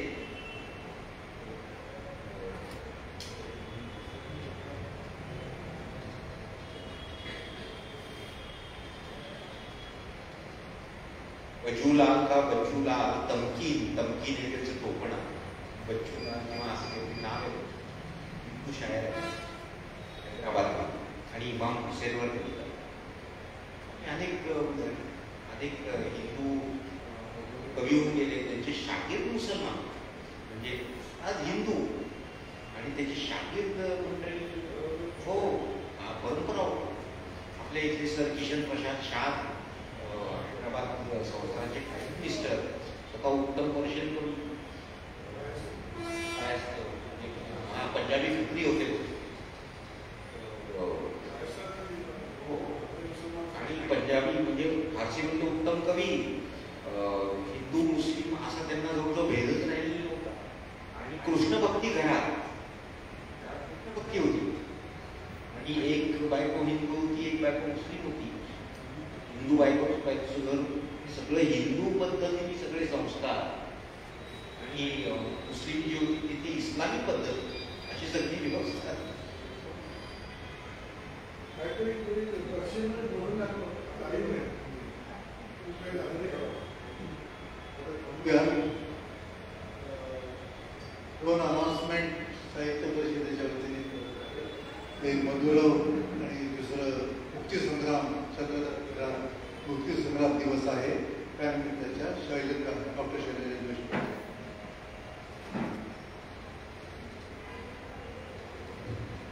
नमस्कार. त्या मराठी भाषेला अभिजात भाषेचा दर्जा मिळाला आणि हेच औचित्य साधून मराठी साहित्य परिषदेने मधुरा वेलणकर यांचं बोलू ते ब्लॉग हे नाट्य मागवलेलं आहे. मग हा कार्यक्रम दिनांक रविवार 21 सप्टेंबर रोजी म्हणजे पुढच्या येत्या रविवारी हा कार्यक्रम आहे भारतीय विद्याभवनमध्ये 5:30 वाजता. हा अतिशय चांगला कार्यक्रम आहे. नृत्य, नाट्य आणि संगीत या तिन्हीचा मिलाप असलेलं हे नाटक आहे आणि आपल्या मराठी भाषेचा प्रारंभापासून ते आजपर्यंतची कहाणी नाट्यरूपाने या बोरुते ब्लॉगमध्ये सांगितलेली आहे. इथल्या सगळ्यांनी म्हणजे अनेक जणांनी तिकीटं घेतलीच आहेत पण ज्यांनी घेतली नाही त्यांनी देणगी देऊन तिकीटं घ्यावीत आणि हा कार्यक्रमाचा आस्वाद घ्यावा. यानंतर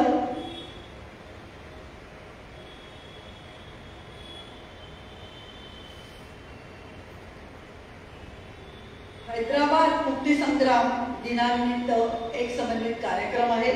लढा हैदराबाद मुक्तीसंग्रामचा आकाशवाणी हैदराबाद केंद्रावर सकाळी 8:40 वाजता दिनांक 17 सप्टेंबर 2025 याचे लेखन केले आहेत आपल्या डॉक्टर विद्या देवधर यांनी आणि निवेदन स्वाती हुद्दार आणि विवेक अलोनी हे करणार आहेत.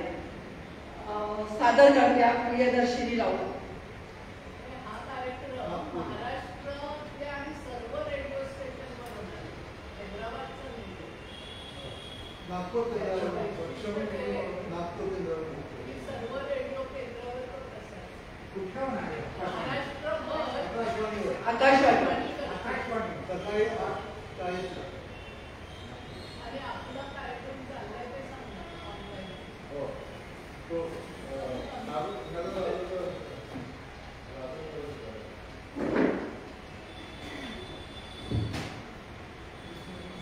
सप्टेंबर हा हैदराबाद स्वातंत्र्य दिवस आपण म्हणतो आणि विशेष म्हणजे तो दिवस प्रत्यक्ष ज्यांनी अनुभव घेतलाय ते डॉक्टर न.गो. राजूरकर 96 वर्ष वय आहे त्यांचं आणि त्यांची मुलाखत म्हटलं मी पण फक्त सुरुवात केली आणि ते 40 मिनिटं या विषयावरच बोलत होते. ते आपण 4 भागांमधून आजपासून म्हणजे 13 तारखेला आपण पहिलं 13ला एक प्रास्ताविक झालं, 14, 15, 16 आणि 17 असे 4 दिवस YouTube चॅनेलवर पण आहे मराठी साहित्य परिषदेच्या, फेसबुकवर पण आहे आणि आपलं ग्रंथालय मराठी साहित्य परिषद मित्रांगण सगळ्यांनी तो कार्यक्रम शेअर केलाय. तर हा कार्यक्रम अवश्य बघा. एक तर पहिल्यांदाच असा आपण उपक्रम करतो आहोत आणि दुसरं म्हणजे राजूरकर इतकं अस्खलित आणि माहितीपूर्ण सांगतायत की का म्हणजे आपल्याला संस्थानिकांच्या बद्दलचा पेच निर्माण झाला होता तो कसा सोडवला. 13 तारखेला फौजा सीमेवर आल्या त्या दिवशी मला काय वाटलं.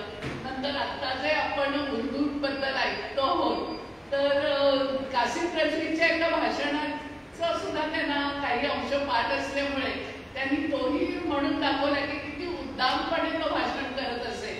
तर तेही एक झलक आपल्याला पाहायला मिळेल.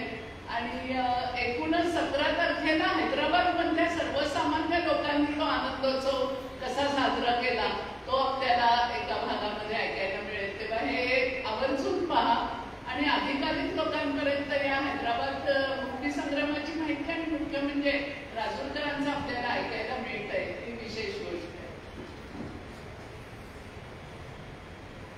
आपले आजचे पाहुणे त्यांच्या मातोश्री संगीता जोशी या मराठीतल्या पहिल्या महिला गझलकार आहेत आणि आम्ही मराठी भाषेचा इतिहास लिहिला म्हणजे लेखिकांचा त्यातही त्यांच्याबद्दल लिहिलेला आहे. तर त्यांना गझल बद्दल जास्त प्रेम होतं, उत्सुकता होती. तेव्हा परिषदेने केलेला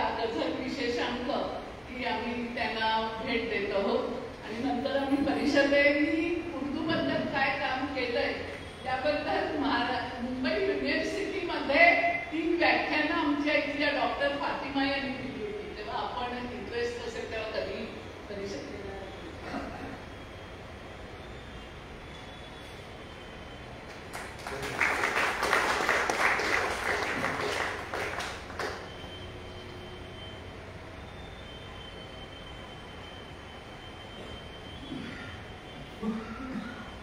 मी अध्यक्षांना विनंती करतो की त्यांनी अध्यक्षीय समारोहाचं भाषण करावं.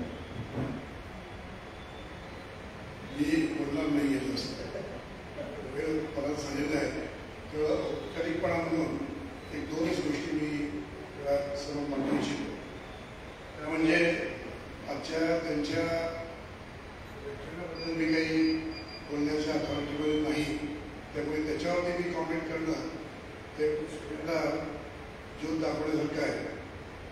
एवढं मगाशी आम्ही जेव्हा इथे बसलो होतो आधी, त्यावेळेला आमच्यामध्ये जेव्हा चर्चा झाली होती त्यावेळेला त्यांनी हे सांगितलं की अरबी भाषा, फारसी किंवा अरबी भाषा, आपल्याला वाटतं की अरबस्थानामध्ये किंवा इस्लामिक कंट्रीजमध्ये सगळीकडे अरबी बोलतात म्हणजे सगळे सारखेच आहे. असं नसून अरबस्थान किंवा इथले इस्लामिक कंट्री त्याच्यामध्ये हीच भाषा पण वेगवेगळ्या ॲक्सेंटमध्ये बोलली जाते. त्यामुळे अरबस्थानातला माणूस काय बोलतो हे यमनच्या माणसाला कळत नाही, किंवा यमनच्या बोलतो तो इराकमधल्या लोकांना कळत नाही, किंवा इराणच्या माणसाला कळत नाही. अशा प्रकारची ती भाषेची लकब असते आणि त्यामुळे या भाषेला एक नवीन गमतीशीर स्वरूप येतं. आपण अरबस्थानात जाण्यापेक्षा माझ्याबरोबर जर तुम्ही कधी आला तर मी तुम्हाला ओल्ड सिटीत घेऊन जातो. तिथं बार्कस नावाचा जो भाग आहे तिथं यमनी आहेत, नायजेरियन्स आहेत, अरबी आहेत, इराकचे लोक आहेत, बांगलादेशी आहेत आणि या सगळ्यांशी बोलताना त्यांची भाषा उर्दू जरी बोलत असले ते तरी त्यांचे लकब ही वेगवेगळीच आपल्याला जाणवते. त्यामुळे या भाषेचं जे गमतीचा स्वरूप हा जो आहे ते फार मजेशीर आहे. आणखीन एक मला त्यांना सध्या त्या आर्किव्हर्समध्ये काम करतात आपल्याकडे तेलंगणा आर्काइव्हमध्ये, आणि त्यांनी त्यांच्या बोलण्यात असं सांगितले की तेलंगणा आर्काइव्हज हे आज जगामध्ये एक अत्यंत उत्तम असं हे आहे. परंतु आणखीन एक मला त्यांना सांगावं असं वाटतं, कदाचित त्यांच्यापर्यंत ते आले की नाही माहिती नाही, इथे एक दायरातुल मारिफ नावाचं संस्था आहे आणि ही दायरातुल मारिफ संस्था इस्लामिक लिटरेचरवरती काम करते. तिथं अनेकदा गेलेलं आहे कारण मी त्या विषयावरती लिखाण करत असतो म्हणून. तर त्याच्यामध्ये जगातली सगळ्यात जुनी हस्तलिखित कुराण आपल्याकडे उपलब्ध आहे जी जगामध्ये नाही आहे. आणि कुराणचा जो साईज आहे मोठ्यात मोठा साईज सुद्धा आपल्याकडे भारतामध्ये उपलब्ध आहे, इतर ठिकाणी नाही आहे. आणि हे बघण्याकरता मक्क्याचा जो इमाम आहे तो मागे हैदराबादला आलेला असताना मी त्यावेळेस सर्व्हिसमध्ये होतो, तर त्यांच्यासोबत मी तिथे गेलेलो असताना त्याला आश्चर्य वाटलं की भारतामध्ये हैदराबादमध्ये जे उपलब्ध आहे ते अफगाणिस्तानात किंवा इतर इस्लामिक कंट्रीजमध्ये नाही आहे. त्यामुळे दायरातुल मारिफ सुद्धा जर तुम्हाला भेटता आलं तर जरूर तिथलं भेट दिला तर तुम्हाला तिथेही पुष्कळ काही मिळू शकेल. पण ते इस्लामिक लिटरेचर होतं मर्यादित. तेव्हा मी आपल्या ग्रंथसंग्रहालयातर्फे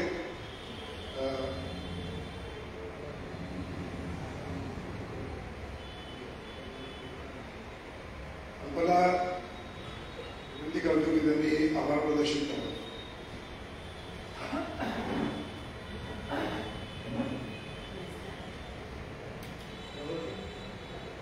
आमच्या विनंतीला मान देऊन श्री राजेंद्र जोशी ते आले ग्रंथालयात, याबद्दल त्यांचे मनापासून आभार. राजेंद्र जोशी यांनी फारसी भाषा व त्या भाषेचे अंतरंग आज आम्हाला साध्या सरळ सोप्या भाषेत उलगडून दाखवले, याबद्दल त्यांचे पुनश्च एकदा आभार. इस कार्यकारिणीत निवडून आलेल्या सदस्य श्री विजय नाईक यांनी या कार्यक्रमाबद्दल सुचवलं होतं, याबद्दल त्यांचेही आभार. आजचा विषय थोडा नवीन आणि वेगळा होता. या कार्यक्रमाबद्दल बरीच उत्सुकता पण होती. अध्यक्षांनी आणि कार्यकारिणीने संमती दिल्यामुळे आज फारसी भाषेची अनोखी माहिती आज आपल्या सर्वांना झाली आहे. खरं तर ग्रंथालयाला सुट्टी असूनही आमच्या तिन्ही मदतनीसांनी हजर राहून मल्लिकाच्या मदतीने या कार्यक्रमाची सर्व व्यवस्था चोख करून घेतली. याबद्दल त्या सर्वांचेही आभार. सर्वात महत्त्वाचं रसिक श्रोते हो, आज सर्वांनी आपण आपला बहुमूल्य वेळ देऊन या कार्यक्रमाची शोभा वाढवली, तसाच आमचा उत्साहही वाढवला. याबद्दल तुमचे सर्वांचेही आभार. आणि शेवटी जोशी सर आणि तुमच्यामधला जो प्रश्न उत्तराचा संवाद झाला त्यामुळे बऱ्याच जणांचं शंका निरसन झालंच असेल. सर्वांचे मनापासून आभार.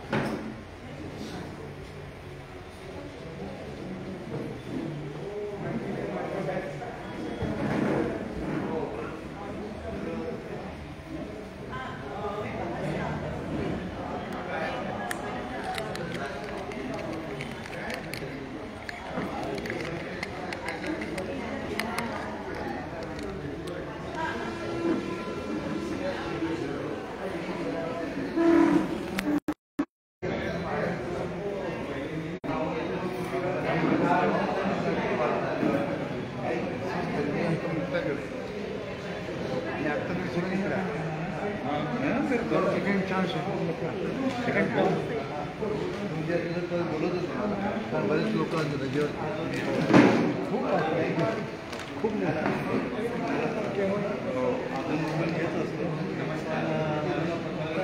पुस्तकं मागे राहतो घरामध्ये नाश्ताने आहे घरामध्ये